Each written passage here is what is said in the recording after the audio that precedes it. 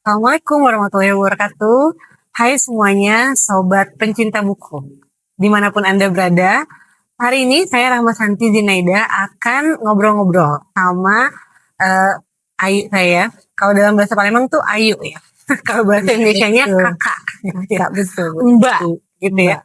Jadi Bu Trisninawati atau lengkapnya itu adalah Dr. Trisninawati SEMM. Nah, sudah bergabung dengan kita. Apa kabar Ayu? Baik, Santi. Alhamdulillah ya, Iya. punya waktu nih di tengah kesibukannya Iya. sebagai ketua program studi manajemen S1 di Universitas Bina Dharma. Dan pada siang hari ini kebetulan lagi siang ya. Siang hari ini kita ada di perpustakaan Universitas Bina Dharma. Jadi kalau ada suara-suara orang di belakang-belakang itu maklum ya karena lagi di perpustakaan. Nah, pada siang hari ini kita akan bahas buku terbaru bukan sih? Ya, terbaru ya, ya, 2024 dan akan mau kita revisi kembali di 2026 nanti. Iya. Oh, luar biasa. Jadi 2024 ini masih baru. Bukunya itu berjudul Pengadaan SDM. Nanti boleh lihat gambarnya ya di samping sini. Ya, pengadaan SDM, peran sumber daya manusia dalam transformasi bisnis. Wah, ini luar biasa, menarik. Sebenarnya kalau dilihat dari covernya aja, ini udah sangat menarik ya karena warnanya hitam putih. Nah, kita lihat dalamnya hitam putih juga apa enggak. Baik, Dr. Tris, ini kenapa sih buat buku pengadaan SDM ini kenapa? Ini menarik bagi kita semua ya, terutama anak-anak ya, mana kita itu di dalam prodi manajemen itu ada konsentrasi manajemen sumber daya manusia, ada marketing, ada manajemen keuangan ya. Nah, dari situ Ibu menginspirasi bagaimana bisa mendapatkan orang yang tepat sesuai dengan kompetensinya. Oh, gitu. Jadi banyak perusahaan-perusahaan sebenarnya yang SDM-nya nggak tepat gitu ya? Iya, jadi agar apa? Salah satu memudahkan perusahaan itu mendapatkan orang yang memang pas atau yang memang bertepat dengan bidang karirnya. Jadi tidak melakukan waktu yang jadi karyawan itu atau tenaga kerja itu lebih produktif. Lebih produktif. Iya. Bukunya ini menarik banget karena banyak banget babnya. Jadi babnya ada 12. Iya. Macam disertasi ya Bu ya? Iya. Jadi ada 12 bab ya.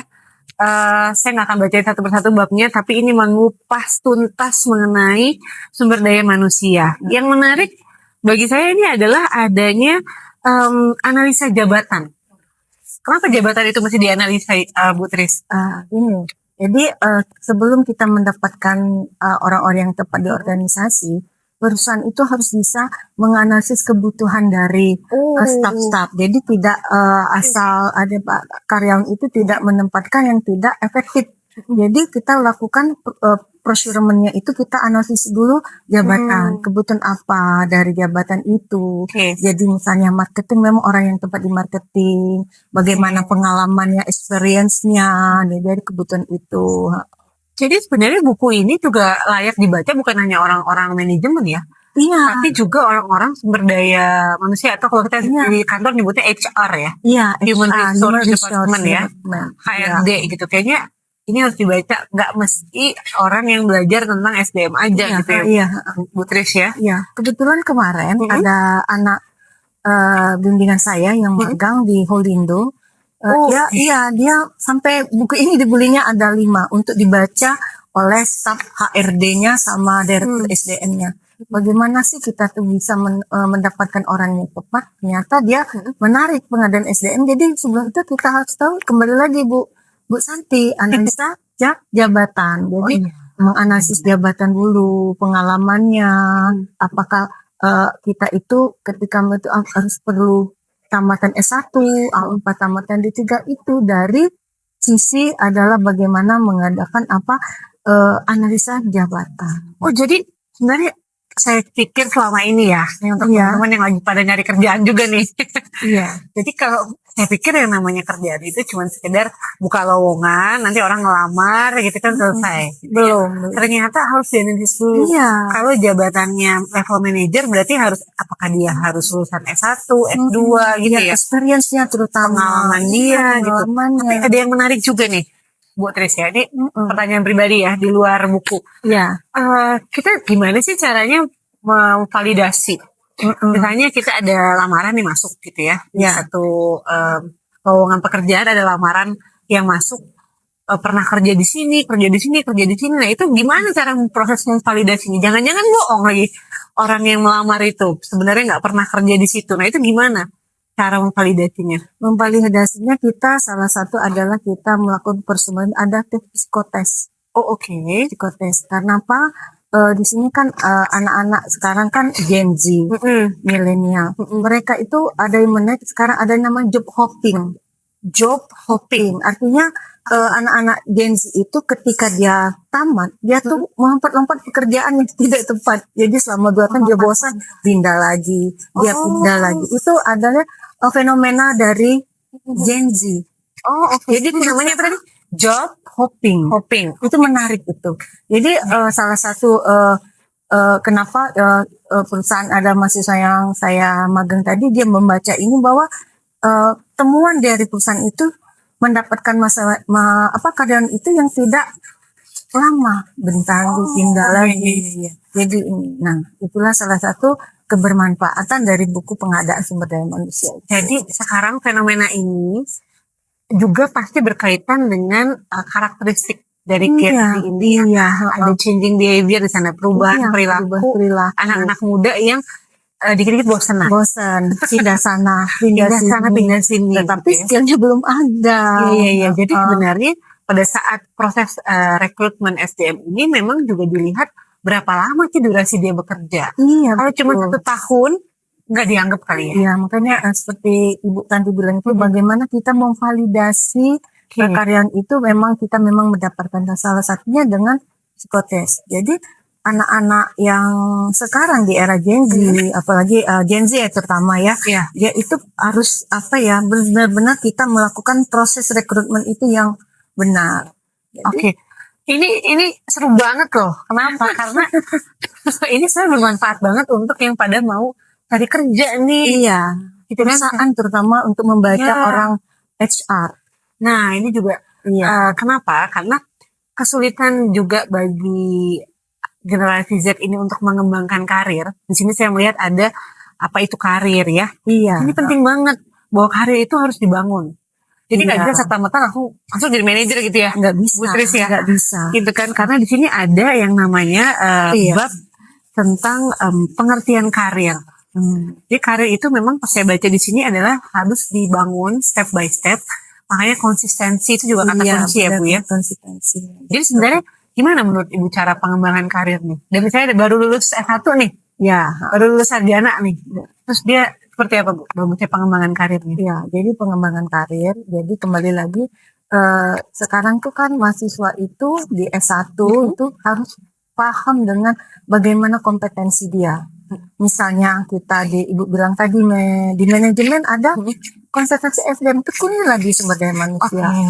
Kemudian ada marketing, tekunilah marketing. Apalagi marketing sekarang luar biasa pengembangan ilmunya. Jadi dari sisi komunikasi ada digital marketing. Bisa collab dengan anak-anak komunikasi. Manajemen keuangan pun bersinggungan dengan fintech. Oh, oke. Nah itu karir-karir itu yang dibangun tuh kalau anak-anak bangun bagaimana anak-anak di prodi itu tepatkanlah dia mau konsentrasi apa terutama di manajemen. Mungkin di komunikasi ada jurnalistik, ada lagi public relation. Tekunilah itu. Jadi dia lebih on the track. Jadi tepat ini. Nah itu salah satu titik mulai dia ketika dia mau perusahaan, kebutuhan dari perusahaan dari sisi pengadaan SDM dia sudah konsisten. Itu salah satu titik bagaimana kita bisa membangun karir kita. Itu. Wah, menarik sekali. Saya langsung buka ke bab 9 nih. Bab 9. Namanya juga kita bincang buku ya. Jadi kita bahas bukunya nih. Di bab 9 ini adalah perencanaan dan pengembangan karir sumber daya manusia. Di bab 9 halaman 214. Ini menarik, kenapa? Karena saya baca pengertian karir. Ini saya tadi nggak mengada-ada ya. Jadi Edgar Schein tahun 78 bilang bahwa mengembangkan karir itu adalah tentang serangkaian pekerjaan yang memiliki konsistensi. Wah, itu tadi saya mikir konsistensi beneran ada di sini, luar biasa. Konsistensi dan pengembangan bertahap yang mencerminkan keahlian, minat, nilai, dan tujuan individu. Ini udah ada di bukunya. Jadi memang kalau bangun karir itu adalah harus konsisten dan bertahap. Iya, karena kan kita tuh harus paham ini passion. Passion dari kita seorang karyawan, dan itu kan kita bisa bangun ya kata saya seneng nih jadi seorang jurnalis, berarti saya ikut kuliah di komunikasi. Artinya anak-anak Gen Z ini jangan ikut-ikutan, tapi bangunlah passion itu dari sekarang. Jangan ikut-ikutan, tuh kata kunci juga tuh. Jadi Saya seneng banget ngumpulin kata kunci. Iya, kata gitu ya. kunci. Dan di halaman 216-nya, ya halaman 216 di sini, pentingnya karir dalam kehidupan individu sangat besar karena karir memberikan arah dan tujuan hidup. Nah, Berat banget. Arah dan tujuan hidup. Jadi memang sebenarnya anak-anak yang mahasiswa-mahasiswa kita ya, yang masih S1 ini sebenarnya harus mulai menentukan kira-kira tujuan hidupnya mau kemana. Iya. Tujuan hidupnya mau kemana sehingga dia tahu kira-kira cikal bakal karirnya itu harus dimulai dari mana gitu ya Bu ya. Iya, betul. Oke. Nah, menurut Ibu sendiri nih, ada nggak sih jenis-jenis pekerjaan baru yang di bidang manajemen khususnya ya? Iya. Yang memang menjadi sekarang daya tarik untuk para Gen Z. Kira-kira jenis pekerjaan apa sih yang paling diminati oleh anak-anak zaman sekarang gitu dalam bidang manajemen?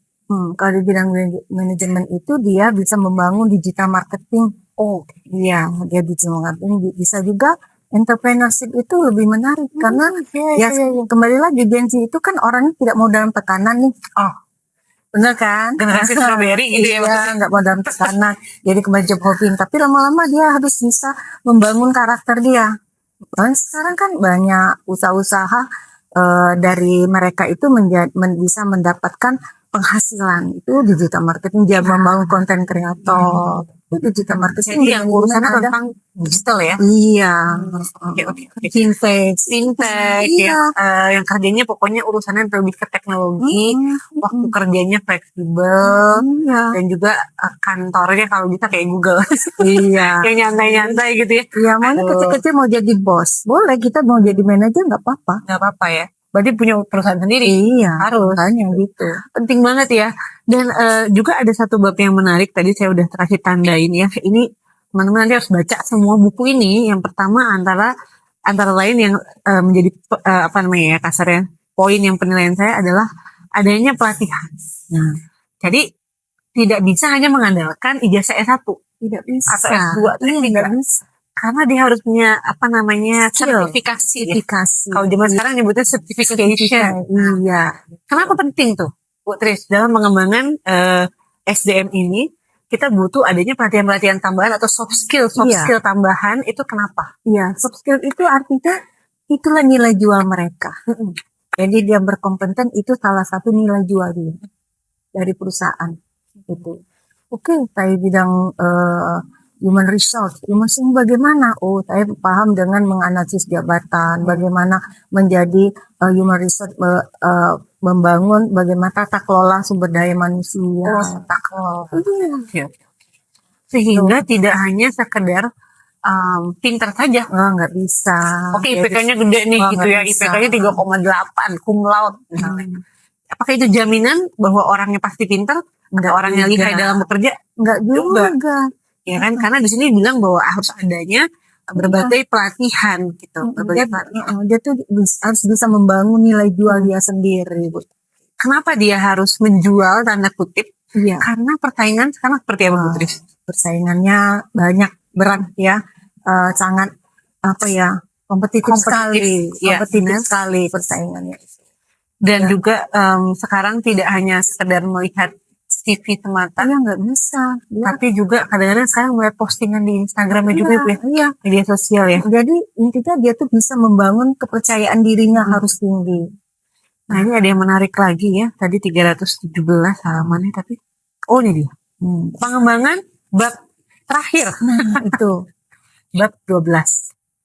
Pengembangan kompetensi SDM di era digital. Nah, jadi kalau yang saya baca di sini ya, ini ada, saya mau cari salah satu kutipan teorinya nih. Nah, ini dia.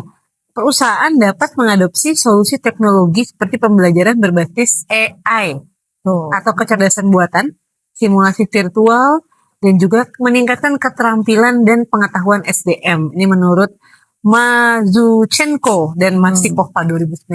Jadi yang semua ada di buku ini bukan hasil ngarang-ngarang biasa. Iya, lumayan lama itu Bu Santi buatnya. Tapi juga disadur dari berbagai penelitian sebelumnya, teori-teori dan lain-lain ya. Gunakan apa? Nah, gimana nih menurut Bu Tristinawati terkait dengan AI yang akhirnya mempengaruhi juga kreativitas Gen Z? Sebenarnya berpengaruh tuh pasti, tapi disitulah letak dia kreativitas dia, letak kreativitas dia bagaimana dia skill dia, terus dibantu dengan AI, akhirnya lebih kreativitas, memiliki inovasi. Ada inovasinya, Iya. sehingga SDM tidak hanya cakap, lihai, pandai, tapi juga harus kreatif ya. Nah, di bab ini juga disebutkan menarik ya, bahwa bagaimana perusahaan itu juga melihat dari seberapa tingkat kemampuan dalam hal teknologi. Iya, betul. Maksudnya jadi dia nggak hanya boleh bisa ngetik, kalau zaman dulu kan kita iya Bu Santi nggak bisa ya kan? hanya. Nah, kalau sekarang harus bisa apa lagi nih Bu? Kalau misalnya anak-anak manajemen ya, khususnya di S1 nih, Iya. selain dia harus bisa menguasai komputer dan semuanya ya, teknologi, kira-kira teknologi apa lagi yang harus dikuasai? Selain dia teknologi dari Yang dasar-dasar, ya, yang office ya, Yang office, oke. ya, dia harus bisa membangun bisnis internasional jika itu perusahaan bisnis ya, tapi dia teknologinya itu dia AI-nya itu AI, terus dia bisa membangun sosmed, dia sendiri, engagement dia, perlu, terus dia bisa membangun dia itu seperti punya partner kerja. Oh, oke. Jadi bagaimana dia membangun relationship dengan orang lain. Gitu kan ya, teamworknya juga harus dilihat ya. Iya. Nah, ini penting sekali teman-teman Gen Z yang nonton. Iya. Dan nggak hanya Gen Z sih, semuanya sebenarnya. Jadi memang sosial media saat ini sebenarnya juga menjadi salah satu yang dicek kita oleh perusahaan. Seperti apa sih kehidupan sehari-harinya? Mohon maaf nih, apakah dia di kantor pakai jilbab, di luar pakai bikini? Iya, betul. Kalau di pantai mah nggak apa-apa ya. Nggak apa-apa. Gitu kan. Tapi maksudnya dilihat juga bagaimana kepribadian seseorang itu dari postingan sosial medianya. Iya. Gitu. Jadi teman-teman nih yang punya sosial media sekarang nih mau nyari kerja yang benar, mau bangun karir, coba dirapiin deh. Iya. Jadi foto-foto alainya, foto-foto alainya mungkin bisa disimpan dulu, gitu kan ya. Nama-nama yang zaman sekarang kan anak-anak tuh kalau pakai di sosial media tuh, misalnya Santi Cabi, nah itu harus diganti tuh. Nama yang benar. Iya. Rahma Santi Junaida. Karena sosial media itu akan menjadi bahan pertimbangan. Betul. Secara psikologisnya juga dilihat apa sih postingannya. Iya, betul. Gitu kan. Ada nggak yang meremehkan misalnya, atau postingan yang kurang sopan dan gitu. Tapi pas interview sopan banget. Nah, ternyata pas lihat di sosial medianya aura-auran, iya. gitu ya Bu Tris ya. Itulah Bu Santi. Di tahun 2026 ini mau Ibu revisi lagi. Oke. Iya. Mungkin boleh kolaborasi dengan komunikasi. Boleh. Ya kan? Gimana nih peran sosial media? Belum banyak menyinggung Gen Z dan belum banyak menyinggung bagaimana engagement dia. Oke. Cocok nih memang nanti. Karena dari ngobrol-ngobrol gini ya teman-teman, biasanya hal-hal yang tidak terduga tuh muncul. Menjadi inspirasi. Misalnya ada ide baru gitu kan. Saya dari orang komunikasi melihat ternyata sebegitu pentingnya nih urusan pengembangan SDM ini. Iya. ya kan dikaitkan dengan gimana cara kita pas wawancara, Iya. Makanya di interview gitu ya. kurikulum buat manajemen tuh ada public speaking Bu Santi. Oh, Nah, dia kan menarik. kenapa luaran anak-anak S1 manajemen itu dia itu bagaimana bisa memperbaiki bahasa dengan klien, berpakaian. Benar. Itu kan kalau lulusan manajemen kan seperti itu. Jadi Iya. jangan sampai dia udah bagus secara kualitas manusianya, Iya, tapi pada saat dia interview bahasa publiknya masih nggak oke. enggak oke. Gitu. Nah, Jangan kan di manajemen Bu ya, di komunikasi aja banyak yang belajar public speaking lagi gitu. Makanya kurikulum di manajemen itu salah satunya ada public speaking. Menarik sekali. Jadi itu juga mata kuliah public speaking di manajemen Ya, ini, personality. dan akhirnya nyambung juga dengan SDM Iya, ini gitu iya. ya. Nyambung sekali. Nah, ini kalau saya lihat siapa Bu editornya nih? Pak Sulaiman Helmi dan penyuntingnya Pak Andrian. Berarti ini Iya. kerabat-kerabat Ibu semua nih ya. Iya, jadi memang teman-teman dari prodi manajemen. Dari prodi Kami manajemen, saling ya. memberdayakan Bu Tanti. Bagus sekali. Kenapa? Karena memang ini sangat, kita tuh bikin buku tuh harus yang dibutuhkan Iya. oleh calon pembaca. Kalau kita bikin buku sesuai dengan passion kita doang tapi nggak ada yang baca, itu kan nggak bermanfaat buat apa. Iya. Kalau saya lihat memang buku ini sangat bermanfaat. Dan juga ini kayaknya untuk di S2 komunikasi tempat saya gitu ya, ini harus kenalkan juga nih buku Iya. tentang SDM. Kenapa? Karena rata-rata kalau di tempat saya di S2 itu banyak pimpinan-pimpinan perusahaan Nah, yang kadang-kadang mungkin terlewat, ya nggak sampai terpikir Iya, bagaimana nggak terpikir. procurement dari sumber daya Benar. manusia untuk mendapatkan orang-orang yang tepat. Bu, maaf, selain buku ini ada buku apa nih yang Bu Tris juga tulis gitu bersama teman-teman? Sama teman-teman tuh ada book chapter, ada kewirausahaan, ada finansial teknologi, terus ada kepemimpinan ya. Itu sudah, tapi yang terakhir itu mau kami revisi lagi tentang kepemimpinan transformasional. Penting tuh. Ya, Ya kan? Jadi ini SDM berkaitan semua berarti Bu ya? Iya. Ada juga dengan kewirausahaan. Saya tadi ada baca juga ya, menarik nih. Kita nggak cepet-cepet kan ya? Iya. Boleh kan? Ini ada lagi yang menarik ya. Kenapa? Karena kalau saya cuma kasih tahu yang still sedikit, nanti teman-teman nggak paham banget tentang bukunya ya. Di sini ada yang menarik, yaitu bagaimana kita melihat budaya perusahaan atau budaya organisasi. Gitu. Jadi pada saat kita bekerja nanti di suatu perusahaan, kita juga harus ikut dalam budaya Organisasi budaya perusahaan. gitu. Kenapa itu penting?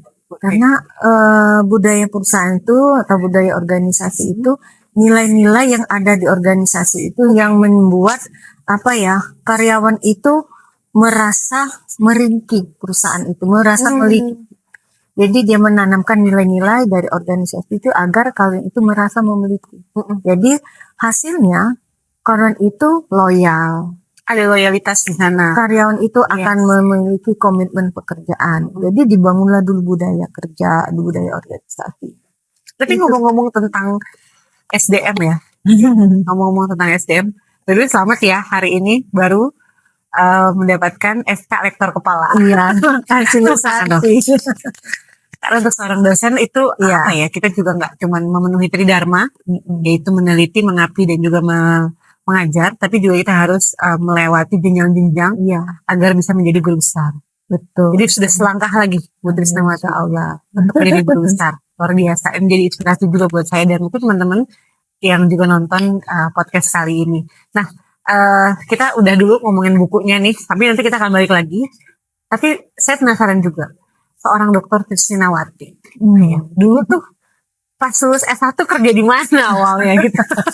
Sedikit flashback ya. Iya. Karena kita masih ngomongin SDM loh. Iya. Gitu ya. Banyak pertualangannya ya. Banyak ya pertualangan. Iya, jadi luar biasa. sebelum di UBD saya sempat kerja di Jakarta 2 tahun. Sempat di Jakarta dulu? Iya, di Budi Rona. Yaitu salah satu perusahaan, anak perusahaan dari Sinar Jaya. Saya nggak tahu kalau itu anak Sinar Jaya ya. Sinar Mas kok Sinar Jaya. Sinar Mas gitu. Okay. Ya, saya 2 tahun di sana. Jadi dari mulai nol. Dari nol. S1 kemarin di mana Bu? Di Unsri. Oh, satu di Untri. Iya, Sambil saya manajemen juga. iya manajemen. Terus sama kawan-kawan lanjut kami berpetualang. Ke Jakarta. Iya, dengan modal satu koran kami dulu rame-rame kawan-kawan. Kan? Oh kan kerja kan banyak di koran. Kami tidak, iya, kami mengeksplor.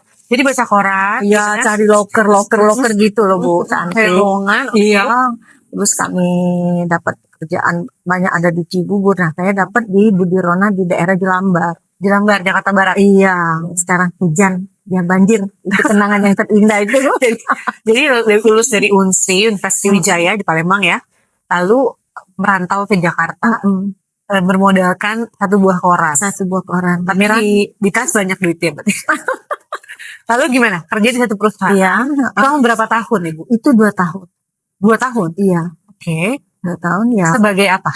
Itu saya sebagai admin itu, admin untuk melakukan tata kelola untuk faktur pajak. Jadi kami itu oleh pimpinan kami, bos kami, saya ingat itu Pak Budi itu. Pak Budi ya? Iya. Hai Pak Budi. Dia kasih tahu. Mungkin masih ingat gitu ya dengan Bu. Ya ingat ya, saya nggak bisa bayar agen kalau faktur pajaknya nggak dikelarin Bu, katanya gitu. Jadi, wah jadi udah beres saya. Udah akan lama itu saya dibantu tuh. Ibu katanya bukan ibu tuh, dia manggil saya Nina. Nina ya? Iya, ada Nina. Nin, lu ke Pasar Baru dong, kadang bantuin untuk anak-anak SPG. Baik bos, saya jabanin bilang gitu. Pokoknya dijabanin. Kerjaan apa aja harus dilakukan Siap. pada saat itu. Jadi kata kuncinya kalau kita ini siap. Walaupun kita tuh belum siap tapi siap. Jadi kita tuh penting nih. Iya. Walaupun belum siap, bilang siap. Nanti terjadi gimana? Iya. Belajar dulu kita belajar. Oke. Terus dari situ, dari 2 tahun di Lambar, di Jakarta, lalu ke mana lagi? Enggak, sempat ya di sana saya lama 2 tahun. Terus pindah lagi saya ke Parung. Parung ya, pindah lagi ke Bandung. Pokoknya sudah melambung buana ya. Dan pada masa itu terpikir enggak karir saya tuh mau akan jadi seperti apa? Apakah akan jadi dosen seperti sekarang ini gitu? Enggak terpikir kemarin, enggak terpikir. Tapi mungkin salah satu tuntutan orang tua harus pulang ke Palembang. Ya. Itu di usia berapa harus pulang lagi ke Palembang? Saya lupa ya umur berapa itu karena belum diingat-ingat dulu dong. Iya, umur berapa ya itu ya? Mungkin udah nikah belum? Belum ya? Belum. Di bawah 30 lah ya. Iya, 28 itu sudah 28 saya itu sampai orang tua tuh syarat suruh pulang ini karena orang tua tuh was-was. Ya, enggak pulang di Jakarta gitu ya. Nanti kan sebenarnya karir itu bisa dibangun dari situ. Tapi ya karena pasti terhadap orang tua tadi ya, saya nurut aja. Ya udah, saya bangun dari nol lagi di Palembang. Iya. Pas pindah lagi ke Palembang itu bekerja sebagai apa? Banyak juga kerjaan di Palembang. Tapi yang paling lama di mana? Ya, di UBD. Oh, langsung jadi di UBD. Di UBD. Jadi awal mulanya kenapa kita di perpustakaan ini akhirnya menjadi memorabilia untuk saya lama di perpustakaan. Dulu lama di perpustakaan ya. Lama di perpustakaan. Dulu kepala perpustakaan waktu di kampus yang lama ya. Gimana suka dukanya nih? Nah, itu suka dukanya kami membangun perpustakaan itu dari nol sampai alhamdulillah waktu itu Pak Rektor Pak Bohori almarhum kami itu mendapat grant dari PT SDP. Grant untuk perpustakaan? Iya. Luar biasa. Jadi ada ISS ya. Jadi support system itu salah satu perpustakaan. Jadi kami bangun, kami buat proposal. Bagaimana proposal itu konsepnya digital library. Jadi sebelum terjadi ini digital library dulu. Jadi dibangun dulu. Dan harapannya cikal bakal digital library itu dari kami tim kami dulu udah kami bangun dapat berjalan sampai ada tidak secara langsung lah itu ada penilaian dari perpustakaan nasional dan perpustakaan provinsi. Akhirnya lahirlah bagaimana perpustakaan itu harus akreditasi. Walah. Jadi harus akreditasi kami usaha. Panjang sekali Bu ya. Iya, lumayan dibangun. Akhirnya di tahun berapa mulai jadi dosen? 2010 atau 2012 saya lupa. Ya? Iya. Berarti sama baru saya ya. Iya. Dosen tahun berapa kemarin? Sama 2012 ya. Bareng berarti. Bareng. Yang kita kenal dan Bu Santi itu sih. Iya. Iya ya. Bisa bareng-bareng absen kita kan Bu Santi. Kapan pagi Bu, Jadi Bu Santi. kalau dosen itu mesti ada sertifikasi dosen. Iya. Kalau belum ada sertifikasi dosen, belum legal banget gitu. Ya, belum dikatakan dosen profesional lah. Nah, kurang lebih kayak gitu. Dan kita bareng ya berarti Iya, 2012. Udah lama juga berarti ya. Iya. Dan saya masih lektor aja. Itu belum naik-naik jadi lektor Ya. ke pas. Kita doain ya. Doain semoga Bu Santi nyusul lah. Nah, balik lagi. Tadi udah dengerin cerita perjalanan karir. Karena kita kan ngomongin SDM nih tentang Iya. karir tadi. Nah, dicontohin langsung oleh penulis bukunya. Bagaimana sih perjalanan karir? Kalau Bu Tris dari Palembang ke Jakarta, kalau saya memang dari Jakarta. Kalau saya memang dari Jakarta, saya kerja di TV. Ya, tempat kerja saya pertama itu sebenarnya adalah di TV, di Global TV. Oh, Global TV ya, Jakarta. Lalu saya akhirnya sambil nyambi juga menjadi MC lah zaman dulu kan. Iya. Terus saya kerja di homeschooling Kak Seto. Oh, homeschooling. Homeschooling Kak Seto. Disitulah sebenarnya titik utamanya saya kenal dunia pendidikan. Ya, Ternyata Kak Seto ngajar tuh asik ya, walaupun pada saat itu saya belum jadi guru ya, tapi jadi tutor gitu yang menangani artis-artis, menangani anak-anak berkebutuhan khusus sebagai tutor dan sebagai humas atau public relation. Baru saya disitulah sebenarnya awal mula karir akademik saya dimulai itu di homeschooling Kak Seto, sekolah untuk yang sekolahnya di rumah lah gitu kan. Nah, baru akhirnya pindah ke Palembang. Kerja di radio. Saya kerja di radio OS namanya. Panggilan jadi dosen muda pada saat itu. Dulu 2008 masih boleh S1, Bu. Iya, masih boleh. Boleh jadi dosen, tapi hanya sebagai asisten dosen. Dulu lanjut S2, akhirnya baru mulai jadi dosen yang benerannya. Dan sampailah sekarang kita berdua ngurusin kurikulum. Jadi sama-sama ke program studi ya. Kita mendapatkan karir akademik itu punya jalan cerita masing-masing ya. Iya. Nah, saya karir akademiknya mulai dari perpustakaan. Dari perpustakaan, sering baca buku jadi pintar. Naiknya jadi dosen. Kalau saya dulu mulai dari homeschooling, memang pasti ada titik baliknya. Kenapa sih akhirnya kita masuk nyemplung ke dunia akademika ini, gitu ya. Nah, sebelum ditutup, sebelum yang sesi terakhir nih, ya, udah lama juga gitu ya, berapa lama? Iya, lama. Nah, sampai ini menariknya ya. Ini adalah bab yang sebenarnya nggak di akhir sih babnya, di tengah-tengah, tapi ini paling penting menurut saya, Bu. Apa, Bu? Walaupun di tengah-tengah. Ini di halaman 171 saya baca di sini. Jadi saya tuh kalau bedah buku, saya baca bukunya gitu ya.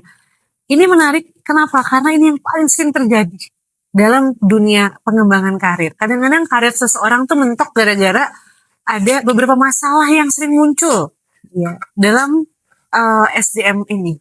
Yang pertama, kurang kesesuaian keterampilan. Iya. Gimana tuh maksudnya? Kesesuaian keterampilan tuh artinya fitnya ya. Orang itu nggak sesuai di tempatnya gitu. Seorang ditempatkan di pekerjaan yang nggak sesuai dengan backgroundnya. Menurut Ibu gimana nih? Makanya pengadaan sumber daya manusia itu sampai kecocokan pekerjaannya itu dikupas juga karena kembali ke passion orang. Karena orang tuh gini, orang tuh ada dua tipe.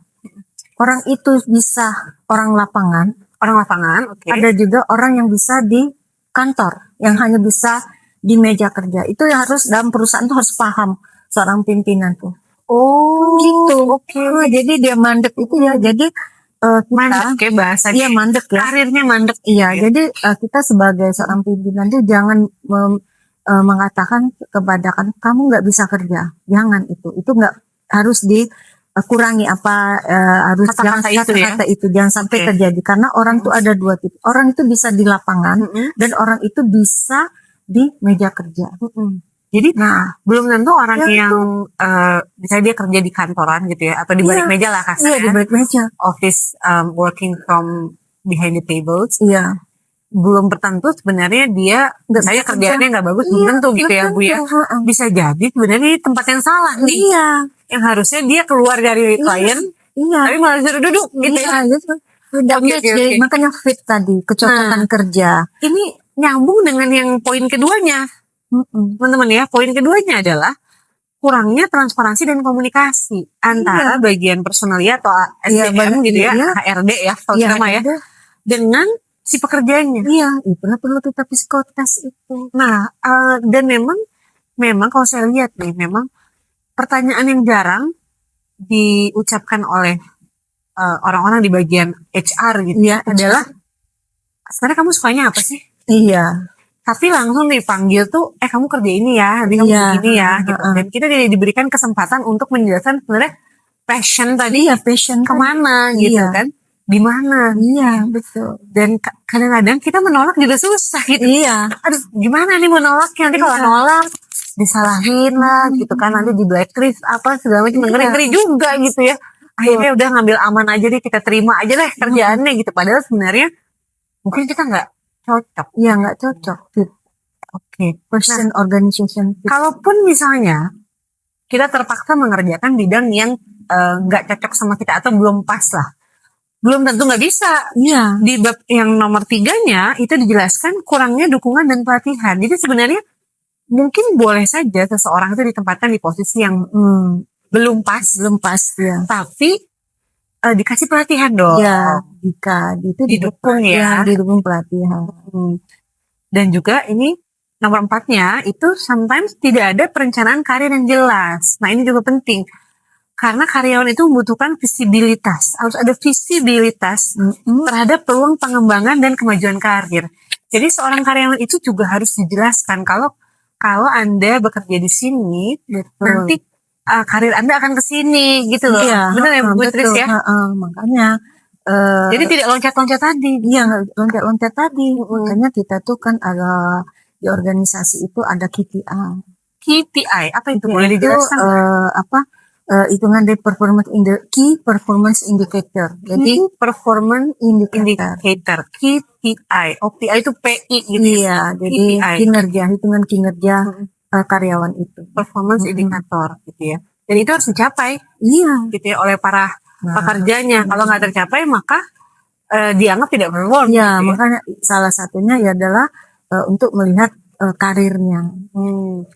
Oke, ini yang terakhir, ini yang sering terjadi, konflik antar tim. Nah, iya. Atau departemen, kesalahan dalam penempatan bisa menciptakan konflik antar tim. Iya. Gitu. Gimana tuh Bu kalau ada konflik? Konflik antar tim itu karena kita jangan lupa dalam bekerja itu kita tuh sudah dikatakan tim. Karena kalau sudah di departemen tuh sudah membentuk diri kita tuh tim, kelompok. Terus ada pekerjaan kita sendiri dan untuk organisasi. Nah, konflik antar tim itu biasa sebenarnya. Biasa. Biasa. Jadi jangan lebay gitu ya. Nggak usah lebay karena kita tuh pengen punya satu tujuan.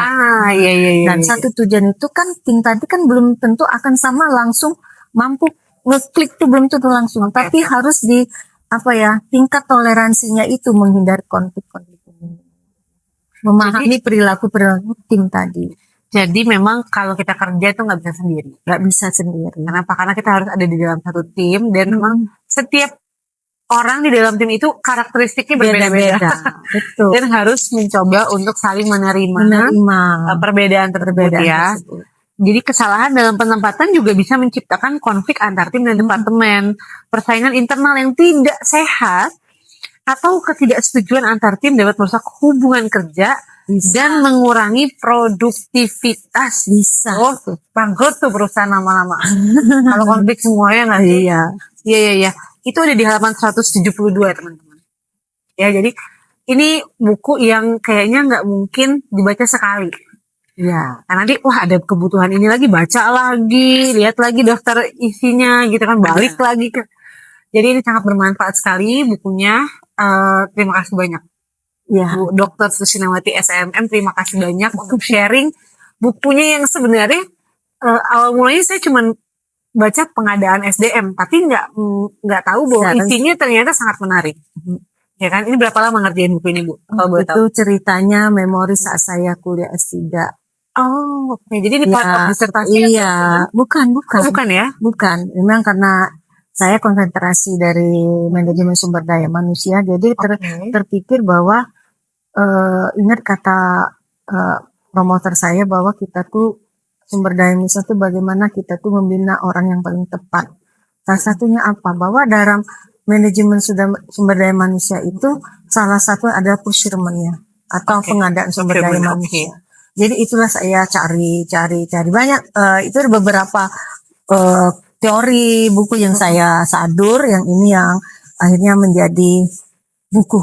Buku Ini bukunya teman-teman. lama tapi Tebal banget dan menarik juga. Di dalam ada Iya. glosariumnya. Ada glosariumnya. Jadi gak usah khawatir kalau ada kata-kata yang nggak dimengerti. Iya. Tenang aja, bisa cari di glosariumnya. Lalu juga ada referensinya lengkap. Kalau misalnya mau disadur, nanti beberapa hal untuk penelitian, Boleh. dan lain-lain, referensinya lengkap juga di sini. boleh. Lalu juga yang menarik di sini ada soal-soal dan penugasan. Iya. Waduh, ada soal-soalnya nih. Iya, jadi biar melatih juga ya. melatih anak-anak ya di manajemen itu, ternyata mengelola orang tuh tidak mudah. Waduh, ini yang paling susah. Iya. Kalau mengelola barang enak disusun Enak, deh. Kalau iya. orang susah ya. Iya, benar. Iya, kita udah ngobrol-ngobrol nih udah lama, bahkan udah ngobrolin tentang jenjang karirnya dulu Iya. sebelum jadi seorang dosen saat ini gitu. Terima kasih Ibu Dr. Trisnawati. Saya boleh nggak minta satu statement penutup nih untuk para penonton generasi Z, generasi apapun gitu. Kalau mau Apa jadi ya? kerja tuh apa sih sebenarnya yang harus diutamakan? Gitu. Oke. Salah satu ingin mendapatkan pekerjaan itu, salah satu kita tidak hanya pintar di akademik, tapi harus pintar punya jaringan. Oke. Ya, udah jaringan dan kita menunjukkan kita ada nilai jualnya. Salah satunya adalah kompetensi kita. Itu. Networking is important, guys. Iya, betul. Terima kasih banyak. Iya, Bu Pris, Tani, terima kasih banyak. Saya udah dikasih satu buku. Nah, Iya. kalau misalnya ada yang berminat bukunya, nanti bisa komen-komen di bawah, Ya. gitu kan. Nanti kita akan hubungi secara langsung gitu ya. Terima kasih banyak. Putri sehat selalu. Sehat selalu. Dan sama-sama semoga terus naik karirnya. Amin, insyaallah. Ya kan, sehingga bisa menciptakan buku-buku lain tentang SDM yang akan sangat dibutuhkan oleh masyarakat. Saya tutup ya. Terima kasih banyak untuk ngobrol-ngobrol hari ini. Wabillahi taufiq wal hidayah. Wassalamualaikum warahmatullahi wabarakatuh. Salam. Dadah. Oke.